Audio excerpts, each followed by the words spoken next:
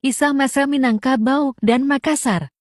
Anda lihat, bangunan bergonjong ini, itu bukan di ranah Minang. Itu gedung dakwah Muhammadiyah Makassar. Gedung itu untuk apresiasi kepada Dato' Ribandang. Siapa Dato' Ribandang? Yuk simak ceritanya.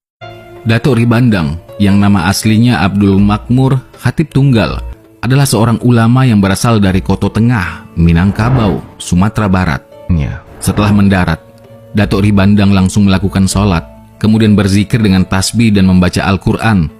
Ketika bertemu, Raja Taluk menyapa Dato' Ribandang.